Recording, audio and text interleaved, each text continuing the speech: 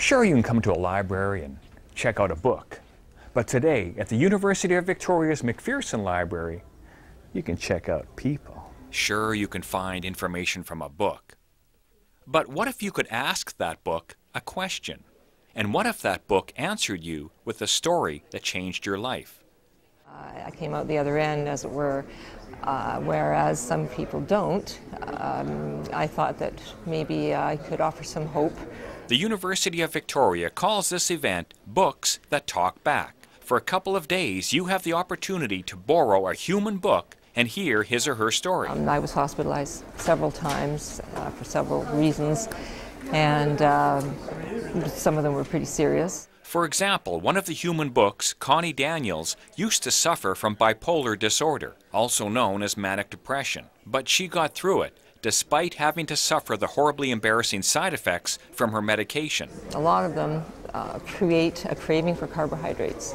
So you find yourself eating a lot, just out of control. And I remember gaining, well, I gained over 100 pounds over a 10-year period. And I was determined that this would not get me, this would not beat me, and I would not be a large person who had to take a double stigma. I mean, first of all, you're crazy, and then you're big and fat and crazy, and that is so unfair and is so cruel. A few years ago I wouldn't have looked like me, but I still would have been me, and that's, I think, what I'm trying to say is that whether you're size 3X or your size medium, size has nothing to do with it.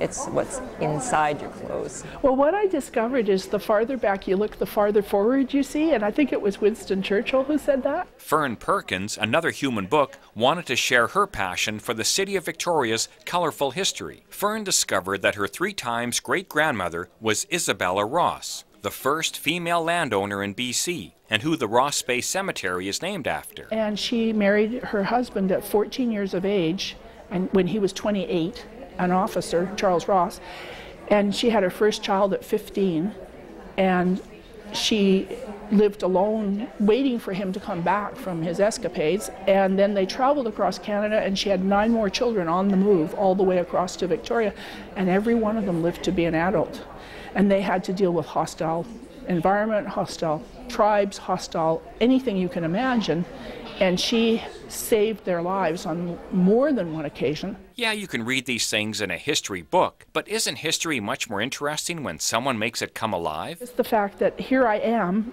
and my illiterate 3 times great-grandmother from the Ojibwa tribe, Isabella Ross, became the first woman landowner in British Columbia, died in poverty, but her land is still there after all these years carrying her name, and here she is. She's made it to be a human book at the University of Victoria.